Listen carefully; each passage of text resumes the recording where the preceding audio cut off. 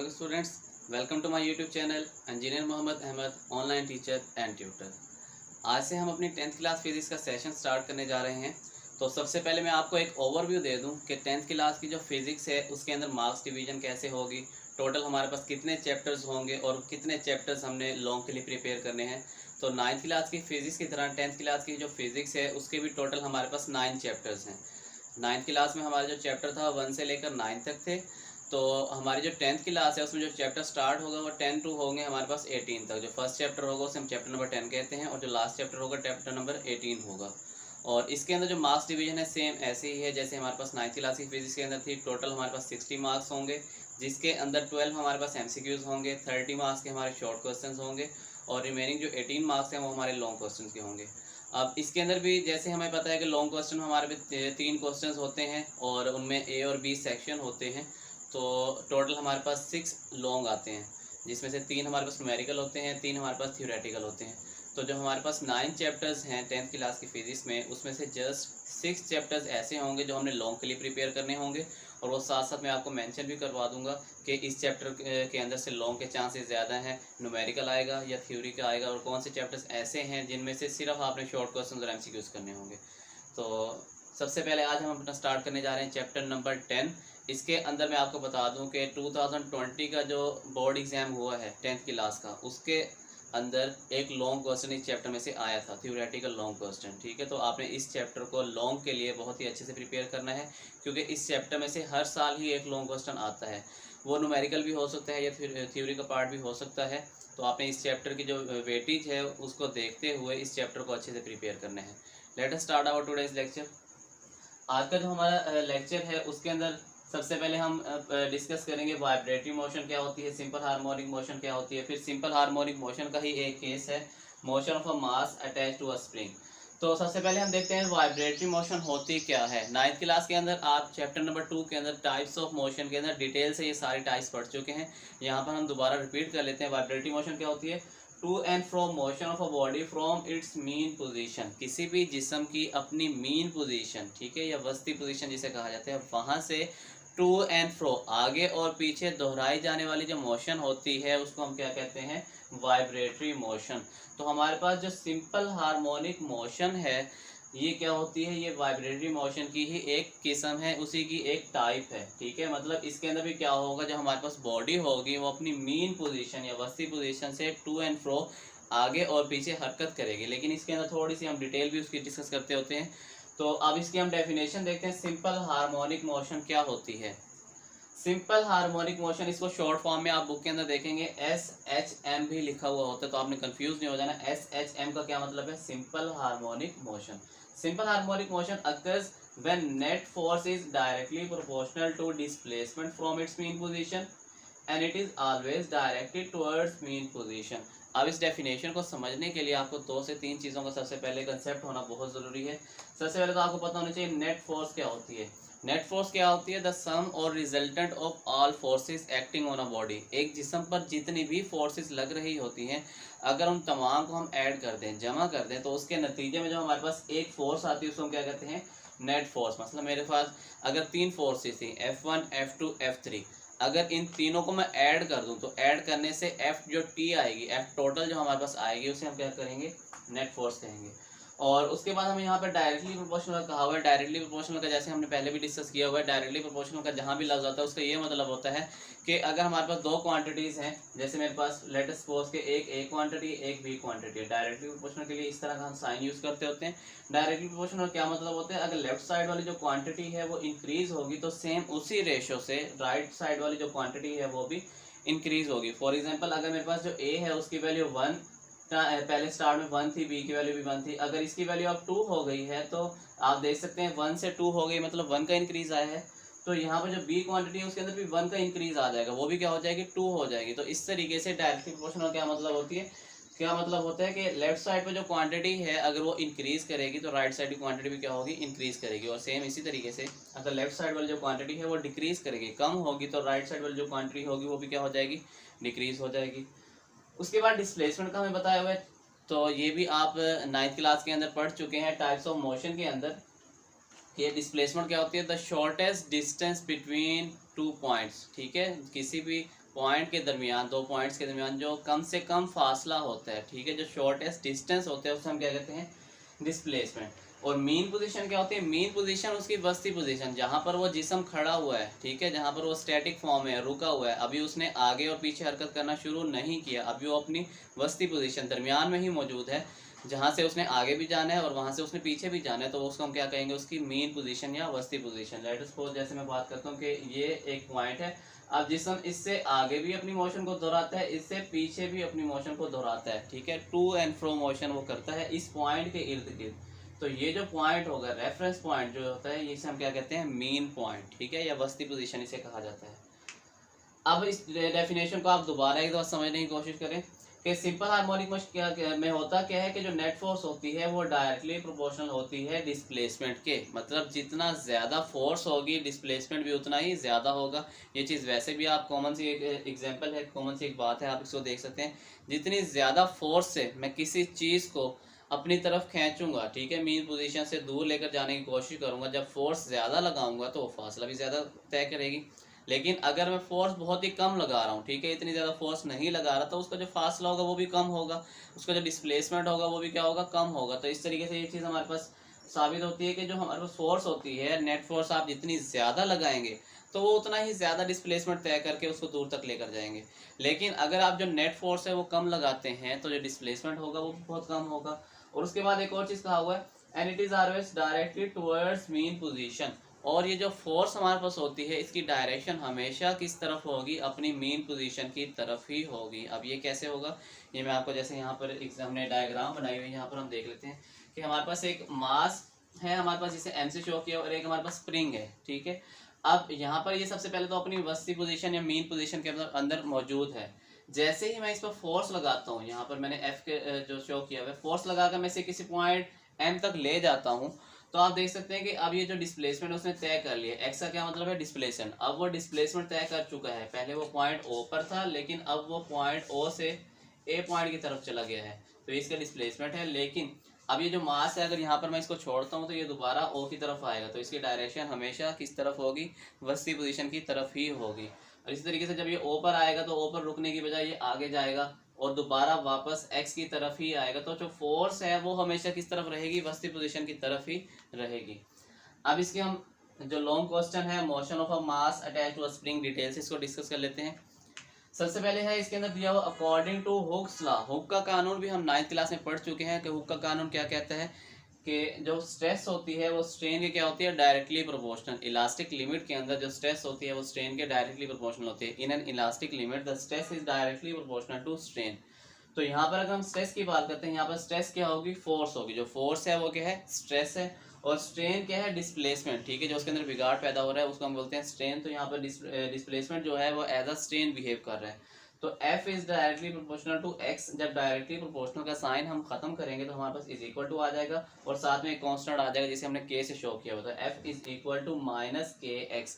अब यहाँ पर ये जो माइनस का आया हुआ है साइन, ये किस वजह से आया हुआ है, माइनस का साइन इस वजह से आया हुआ है कि हमने बात की थी जो फोर्स और डिस्प्लेसमेंट होते हैं ये एक दूसरे के क्या होते हैं, अपोजिट डायरेक्शन में अमल कर रहे होते हैं। आप यहाँ पर देख भी सकते हैं।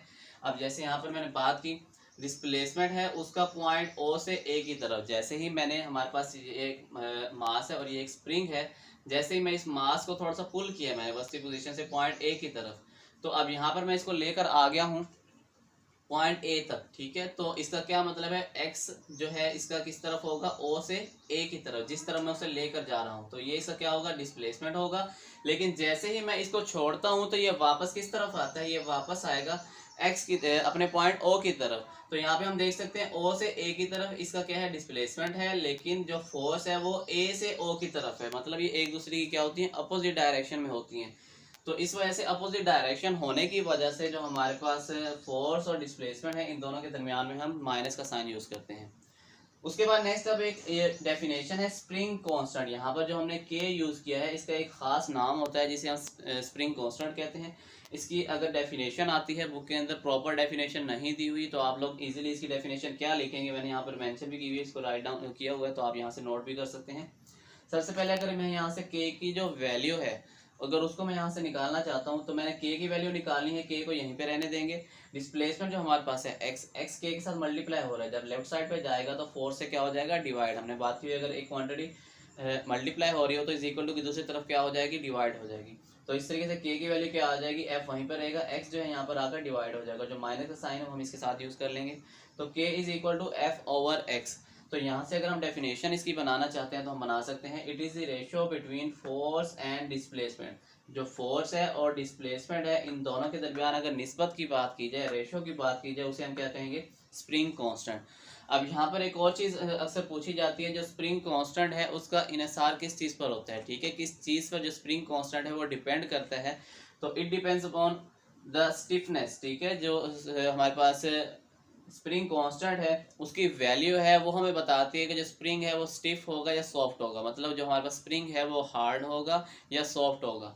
तो यहाँ पर है जो हमारे पास स्टिफ स्प्रिंग होते हैं, जो सख्त होते हैं, जिनको हम ज़्यादा पुल नहीं कर सकते आसानी से, उसके अंदर क्या होगा, लार्ज वैल्यू ऑफ के होगी, तो वहाँ पर के की वैल्यू क्या होगी, ज़्यादा होगी। और इसी के बरक्स जो सॉफ्ट स्प्रिंग होते हैं वहाँ पर के की वैल्यू क्या होती है, कम होती है। अब इसके बाद इसी डेरिवेशन को आगे मजीद हम सॉल्व करेंगे। According to second law of motion, आपने न्यूटन के जो कानून है 9th क्लास में पढ़े हैं, Newton first law of motion, Newton second law of motion, Newton third law of motion. यहाँ पर अगर हम सेकंड लॉ ऑफ मोशन देखते हैं, F is equal to M A. अब यहाँ पर ये मेरे पास इक्वेशन नंबर 2 है और यहाँ पर इक्वेशन नंबर 1 है। इन दोनों का अगर हम कंपेयर करते हैं by comparing equation number 1 and 2, तो लेफ्ट साइड पर अगर हम देखते हैं हमारे पास यहाँ पर भी फोर्स है और यहाँ पर भी क्या है, फोर्स है। जब लेफ्ट साइड के इक्वल होगी, मतलब लेफ्ट साइड पे जो यहाँ पे भी फोर्स है यहाँ पे भी फोर्स है, ये दोनों इक्वल होंगी, तो राइट साइड का जो एक्सप्रेशन होगा वो एक दूसरे के इक्वल आएंगे। तो यहाँ पर मैं लिख सकता हूँ इसका राइट साइड का जो इक्वेशन है एम ए, ये किसके इक्वल होगा, इसके राइट साइड के इक्वेशन के एक्स, ठीक है, माइनस भी साथ ही आ जाएगा। अब यहाँ से मैंने अगर एक्सेलरेशन की वैल्यू निकालनी है, ए का फार्मूला ड्राइव करना है, एम यहाँ पर ए के साथ मल्टीप्लाई हो रहा है, इज इक्वल टू की दूसरी तरफ जाकर डिवाइड हो जाएगा। और यहाँ से अब मैंने क्या किया है, जो हमारे पास के है उसकी वैल्यू और जो एम है इन दोनों की वैल्यू क्या होती है, कांस्टेंट होती है, क्योंकि जो के है वो तो पहले ही हमें बात की यहाँ पर एक स्प्रिंग कांस्टेंट है, कांस्टेंट की वैल्यू हमेशा क्या होती है, चेंज नहीं होती, उसकी सेम ही वैल्यू रहती है। इसी तरीके से हमने जब 9th क्लास के अंदर मास और वेट की बात की थी, मैंने वहां पर आपको बताया था जो मास होता है एक जगह से दूसरी जगह जाने पर मास की वैल्यू में कभी भी तब्दीली नहीं आती, उसकी वैल्यू कभी भी चेंज नहीं होती। जो हमारे पास मास होता है ना ही बुलंदी के साथ तब्दील होता है, इसकी वैल्यू हमेशा क्या रहती है, कांस्टेंट रहती है। तो यहाँ से ये चीज़ हमें पता चलती है के भी हमारे पास कांस्टेंट होगा और मास भी हमारे पास क्या होगा, कांस्टेंट होगा, इन दोनों की वैल्यू सेम रहेंगी, चेंज नहीं होंगी। यहाँ पर अगर मैं आपको समझा भी दूँ डायग्राम में, जैसे मैं कहता हूँ कि मेरे पास यहाँ पर 2 ग्राम का मास है, ठीक है। अब चाहे इस मास को पॉइंट ओ से मैं ए की तरफ ले जाता हूँ या फिर ओ से बी की तरफ ले जाता हूँ, जो ये मास है ये 2 ग्राम ही रहेगा। ऐसा नहीं होगा कि मैं ओ से इसे ए की तरफ लेकर गया हूँ तो ये 2 ग्राम से 10 ग्राम बन जाएगा, ये 2 ग्राम से 1 ग्राम बन जाएगा, ऐसा नहीं होगा। जो मास होता है वो क्या रहता है, कॉन्स्टेंट रहता है। तो इस तरीके से जो के है और एम है इन दोनों की वैल्यू कांस्टेंट होती हैं, तो मैंने इनको क्या किया, सेपरेट एक्सप्रेशन के अंदर लिख लिया है। तो इस तरीके से अब यहाँ पर अगर हम इन्वर्स इक्वेशन अप्लाई करते हैं, जैसे यहाँ पर हमने क्या किया था, डायरेक्टली प्रोपोर्शनल का साइन खत्म किया था, तो इज इक्वल टू और हमारे पास कांस्टेंट आता है। अगर बैकवर्ड जाता हूँ तो बैकवर्ड के लिए क्या करना होगा, कांस्टेंट भी खत्म कर दूंगा, इज इक्वल टू का साइन भी खत्म कर दूंगा और यहाँ पर डायरेक्टली प्रोपोर्शनल का साइन आ जाएगा। तो यहाँ पर हम क्या करेंगे, हम कह देंगे ये हमारे पास टोटल एक्सप्रेशन क्या है, कांस्टेंट है, मैंने इस कांस्टेंट को भी खत्म कर दिया, इज इक्वल टू का साइन भी खत्म कर दिया, इसकी जगह मैंने लगा दिया डायरेक्टली प्रोपोर्शनल का साइन और माइनस का साइन वैसे ही आ जाएगा और एक्स आ जाएगा। तो अब यहाँ पर ये जो एक्सप्रेशन है ये हमें क्या बता रहा है, इस एक्सप्रेशन से हमें ये पता चल रहा है कि जो एक्सेलरेशन होता है, इस मास का जो एक्सेलरेशन होगा ये भी उसके डिस्प्लेसमेंट के क्या होगा, डायरेक्टली प्रोपोर्शनल होगा। जितना ज्यादा डिस्प्लेसमेंट होगा उतना ही ज्यादा एक्सेलरेशन होगा, जितना कम डिस्प्लेसमेंट होगा उतना ही कम क्या होगा, एक्सेलरेशन होगा। अगर इसको मैं आपको समझाता भी हूँ मैथमेटिकली, कि हमने जैसे पढ़ा हुआ है एक्सेलरेशन क्या होता है, change in velocity V F minus V I over T, ठीक है। और इसको मैं या फिर यूँ भी लिख सकता हूँ डेल्टा वी ओवर टी, क्योंकि चेंज के लिए हम डेल्टा यूज़ करते होते हैं।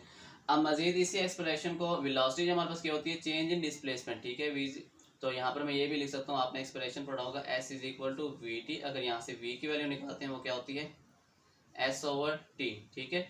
तो वेलोसिटी हमारे पास क्या होगी, यहाँ पर अगर मैं वेलोसिटी की वैल्यू लिखता हूँ एस ओवर टी। अब यहाँ पर आप देख सकते हैं कि x को अगर मैं ले लेता हूँ फॉर एग्जांपल कि हमारे पास s जो है डिस्प्लेसमेंट है, तो ये जो एक्सेलरेशन है ये किसके डायरेक्टली प्रोपोर्शनल हो रहा है, एस के, जितना एस की वैल्यू ज़्यादा होगी ए की वैल्यू भी ज़्यादा होगी, जितना एस की वैल्यू कम होगी ए की वैल्यू भी उतनी क्या होगी, कम होगी। तो इस तरीके से ये चीज़ हमारी प्रूफ हो जाती है कि डिस्प्लेसमेंट जो बॉडी का है जितना ज़्यादा होगा, जितना ज़्यादा उसे मैं दूर लेकर जाऊँगा, उसकी वेलोसिटी में चेंज भी उतना ज़्यादा आएगा, मतलब उससे एक्सेलरेशन भी क्या होगा, उतना ज़्यादा होगा। और अगर किसी जो बॉडी है उसे डिस्प्लेसमेंट कम होगा तो उसका एक्सेलरेशन भी क्या होगा, कम होगा। लेकिन माइनस का साइन यहाँ पर भी मौजूद है, तो ये माइनस का साइन हमें क्या बता रहा है कि जो बॉडी है, जो स्प्रिंग है, उसकी जो फोर्स अमल कर रही होगी वो हमेशा वस्ती पोजीशन की तरफ होगी, मीन पोजीशन की तरफ ही होगी। इसने लोड कर वापस ओ की तरफ ही आना है। जैसे मैं इसे ओ से लेकर जाता हूँ ए की तरफ, यहाँ से अब इसको मैं छोड़ देता हूँ, तो छोड़ने के बाद ये फौरन से वापस आएगा ओ, अपने पॉइंट ओ की तरफ। लेकिन ओ पॉइंट पर अब ये रुकता नहीं है, क्योंकि जो हमारे पास मास है, ऐसा नहीं होगा कि मैं इसे पॉइंट ओ से लेकर गया हूँ ए तक, तो जैसे मैं इसे छोड़ता हूँ ये ओ पर आकर दोबारा स्टॉप हो जाएगा, ऐसा नहीं होगा, बल्कि ये थोड़ा सा पीछे जाएगा। ठीक है, जो स्प्रिंग होगा वो आगे पीछे बैक एंड फोर्थ मूव करता रहता है। तो इसकी क्या वजह होती है, ठीक है, इसके लिए हमारे पास एक डेफिनेशन है, रीस्टोरिंग फोर्स। ठीक है, वो कौन सी फोर्स है जो कि इस बॉडी को मजबूर कर देती है कि वो अपनी वस्ती पोजीशन के इर्द गिर्द आगे पीछे हरकत करता रहे। हम तो क्या करते हैं, सिर्फ एक दफ़ा जो मास है उसे मैंने एक दफ़ा पुल कर दिया, ठीक है, उसको स्ट्रेच किया और पॉइंट ए तक ले आया। अब मैंने यहाँ से इसे छोड़ दिया है, ठीक है, मैंने सिर्फ एक दफ़ा उसको हरकत में लाया हूँ, फिर मैंने उसे छोड़ दिया। लेकिन जो हमारे पास मास है वो अब आगे पीछे ही हरकत करता रहता है, ठीक है, स्प्रिंग की वजह से। तो ऐसी कौन सी फोर्स है, कौन सी चीज़ ऐसी है जो उसको मजबूर करती है कि वो वस्ती पोजीशन मीन पॉइंट के आगे पीछे बैक एंड फोर्थ मूव ही करता रहे, तो उसको हम कहते हैं रीस्टोरिंग फोर्स। इसकी डेफिनेशन अगर देखी जाए, इट ऑलवेज पुशेस और pulls the object performing oscillatory motion towards its mean position। तो यही वो फोर्स होती है जो कि इसको हमेशा पुल करेगी या पुश करेगी। ठीक है, इसको पुल करने का मतलब या तो ओ से उसे दूर लेकर जाएगी, ठीक है, या फिर पुश का मतलब ये उसे ओ की तरफ वापस लेकर आएगी। ठीक है, और हमेशा ये मीन पोजीशन की तरफ ही इसे लेकर आती है। तो इसको हम क्या कहते हैं, रीस्टोरिंग फोर्स। ये इंपॉर्टेंट है। यहाँ तक जो आपने अभी तक डिस्कस किए हैं, अगर यहाँ से मैं आपको बता दूँ कि इसके अंदर अभी तक क्या MCQs और शॉर्ट बन सकते हैं, तो यहाँ पर आपसे शॉर्ट क्वेश्चन सबसे पहले पूछा जा सकता है, define vibratory motion. Vibratory motion की तारीफ लिखें। उसके बाद आपसे पूछा जा सकता है define simple harmonic motion. Simple harmonic motion की डेफिनेशन बताएं, तारीफ बताएं क्या होती है, तो आप इसकी डेफिनेशन लिखेंगे। उसके बाद यहाँ पर आपसे एक और चीज़ पूछी जा सकती है कि साबित करें A is directly proportional to x. ठीक है, यहाँ पर ये एक्सप्रेशन जो है आपसे कहा जा सकता है, proof that A is directly proportional to x. ठीक है, तो आप ये मैथमेटिकल जो हमारे पास फार्मूला है, आप जस्ट इसको ड्राइव करेंगे। और एक और इम्पोर्टेंट यहाँ पे शॉर्ट क्वेश्चन आता है, स्प्रिंग कांस्टेंट क्या होता है, डिफाइन स्प्रिंग कांस्टेंट। तो आप उसकी डेफिनेशन लिखेंगे, साथ में उसका फार्मूला भी लिख देंगे। अब इसके बाद थोड़ा सा मजीद नेक्स्ट टॉपिक है, अब इसके अंदर हम बात करेंगे इसकी वेलोसिटी की, काइनेटिक एनर्जी और पोटेंशियल एनर्जी की, वो देख लेते हैं। अब यहाँ पर हम जो मास स्प्रिंग सिस्टम है उसके अंदर हम देख लेते हैं काइनेटिक एनर्जी और पोटेंशियल एनर्जी कहाँ पर मैक्सिमम होती है, कहाँ पर मिनिमम होती है। और MCQs में ये आता भी है कि बताएं मीन पोजीशन पर काइनेटिक एनर्जी क्या है, पोटेंशियल एनर्जी क्या है। तो इसको हम ज़रा डिटेल से देख लेते हैं। सबसे पहले तो आप इनकी डेफिनेशन 9th क्लास में पढ़ चुके हैं। काइनेटिक एनर्जी क्या होती है, एनर्जी ड्यू टू मोशन और वेलोसिटी। किसी भी जिस्म की जो एनर्जी होती है अगर वो वेलोसिटी की वजह से होती है तो हम क्या कहते हैं, काइनेटिक एनर्जी। जबकि पोटेंशियल एनर्जी क्या होती है, एनर्जी ड्यू टू पोजीशन, किसी जिस्म की पोजीशन की वजह से जो मौजूद एनर्जी होती है उसको हम क्या कहते हैं, पोटेंशियल एनर्जी।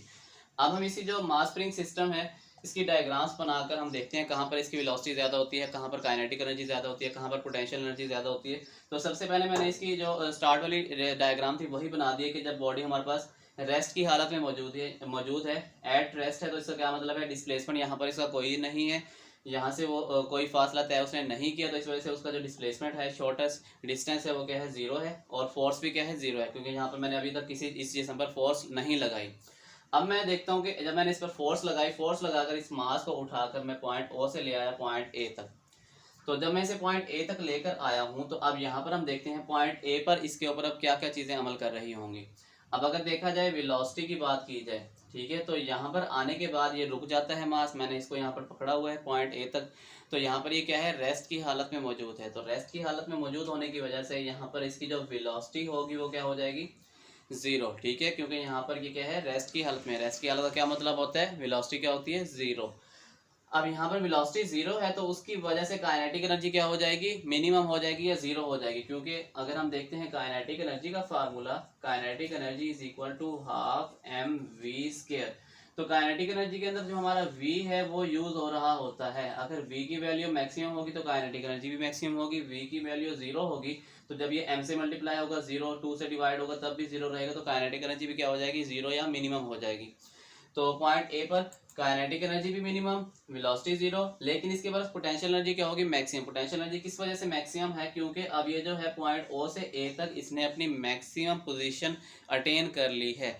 तो अपनी पोजीशन की वजह से इसके अंदर क्या चीज स्टोर हो जाएगी, पोटेंशियल एनर्जी। ठीक है, और एक और चीज भी हमने पढ़ी हुई है कि एनर्जी को कभी भी हम खत्म नहीं कर सकते, एक शक्ल से दूसरी शक्ल में तब्दील जरूर कर सकते हैं। जैसे यहाँ पर अब क्या हुआ है, काइनेटिक एनर्जी तो खत्म हो गई, लेकिन काइनेटिक एनर्जी किस में तब्दील हो गई है, पोटेंशियल एनर्जी के अंदर। ठीक है, तो एनर्जी अभी भी इसके अंदर मौजूद है।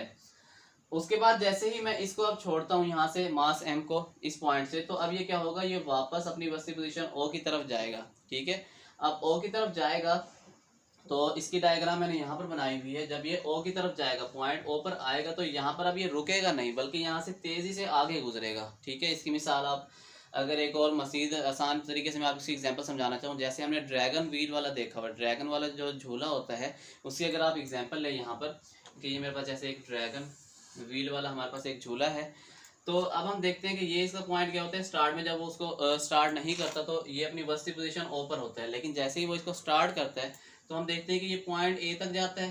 ठीक है, ये मैं कहता हूँ पॉइंट A तक, फिर यहाँ पर जाने के बाद रुक जाता है, फिर ये वापस पॉइंट O की तरफ आता है, लेकिन अब यहाँ से तेजी की तरफ जाता है, दोबारा ऊपर हो जाता है, तो यहाँ पर पॉइंट B की तरफ आ जाता है। तो यहाँ पर अब इसी तरीके से ये वाली एग्जांपल भी है कि जब ये पॉइंट ए तक जाता है तो वहाँ पर जाकर रुक जाता है, तो वहाँ पर उसकी वेलोसिटी क्या हो जाती है, 0, और काइनेटिक एनर्जी भी क्या हो जाएगी, वेलोसिटी की वजह से 0। लेकिन पोटेंशियल एनर्जी क्या होगी, अब वो मैक्सिमम पोजीशन हासिल कर चुका होता है, तो पोटेंशियल एनर्जी मैक्सिमम होगी इस पॉइंट के ऊपर, ए के ऊपर। लेकिन जब ये O की तरफ आता है तो अब ये तेजी से गुजरता है, वहां से तेजी से गुजरने का क्या मतलब है, इसकी वेलोसिटी वहां पर क्या होगी, मैक्सिमम होगी। तो वेलोसिटी ज्यादा होने की वजह से काइनेटिक एनर्जी भी क्या होगी, मैक्सिमम। जैसे मैंने आपको बताया था, जहां पर वेलोसिटी ज्यादा वहां पर काइनेटिक एनर्जी भी क्या हो जाएगी, ऑटोमेटिकली मैक्सिमम हो जाएगी, ज्यादा हो जाएगी। तो यहाँ पर इसकी काइनेटिक एनर्जी भी ज्यादा, लेकिन पोटेंशियल एनर्जी अब इसकी क्या है, मिनिमम है, क्योंकि ये वहां पर अपनी ओरिजिनल जगह पर ही आ गया है। ठीक है, तो इसका यहाँ पे जो पोजीशन है वो क्या हो जाएगी, वहीं पर खड़ा हुआ है, तो पोजीशन कोई नहीं है वहां पर, इस वजह से यहाँ पे इसकी पोटेंशियल एनर्जी क्या हो जाएगी, 0 या मिनिमम हो जाएगी।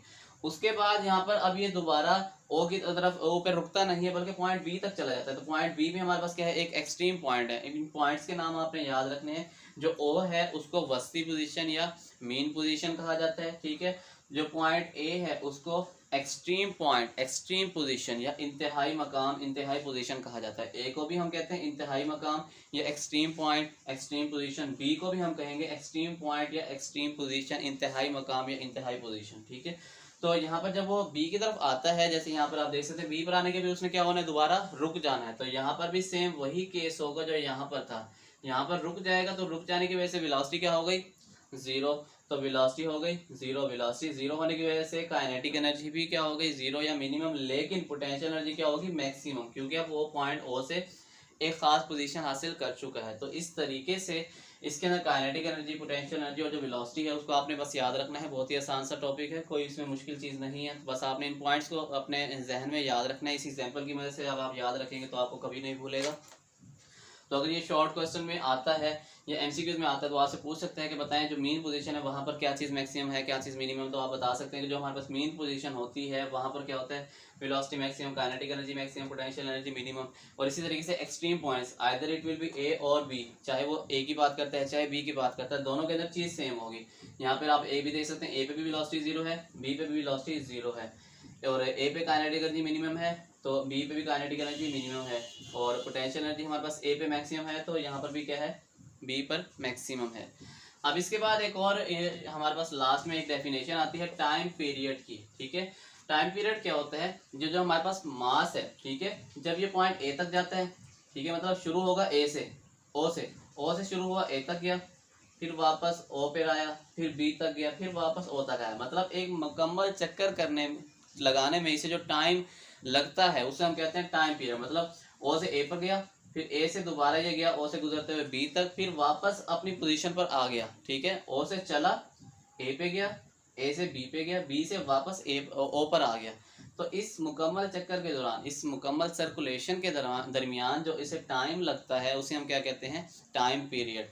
तो यहाँ पर इसका फार्मूला दिया हुआ है T is equal to 2πm/k, ठीक है। ये जस्ट इसकी डेरिवेशन नहीं दी हुई, फार्मूला दिया हुआ, आपने इस फार्मूले को याद रखना है। न्यूमेरिकल्स के अंदर ये फार्मूला यूज होगा। अब इसके अंदर 2 तो हमारे पास कांस्टेंट ही है, पाई के है, पाई की वैल्यू कांस्टेंट होती है 3.14 या 22 डिवाइडेड बाय 7, ठीक है। इसकी वैल्यू आपने याद रखनी है 22/7 होती है, यहाँ पे डिवाइड करें तो 3.14। अब इसके बाद m क्या है हमारे पास, ये मास होगा, ठीक है। जो स्प्रिंग हमारे पास ये मास है, इसकी वैल्यू होगी। और k क्या है, स्प्रिंग कांस्टेंट, ठीक है। स्प्रिंग कांस्टेंट की वैल्यू भी दी होगी आपको और मास की भी दी होगी, तो वो कहेगा टाइम पीरियड क्या होगा, या इस तरीके से वो आपको टाइम पीरियड की वैल्यू देगा। मतलब इन 3 चीज़ों में से 2 की वैल्यू दी होगी और तीसरी आपने फाइंड आउट करनी होगी। अब यहाँ पर एक चीज़ समझने वाली है, T is independent from amplitude and displacement. तो हमारे जहन में एक ये चीज़ आती है कि अगर जो हमारे पास ये मास है, कि जैसे मैं कहता हूँ कि O से A तक अगर फासला है 2 मीटर, तो O से B तक भी फासला होगा 2 मीटर।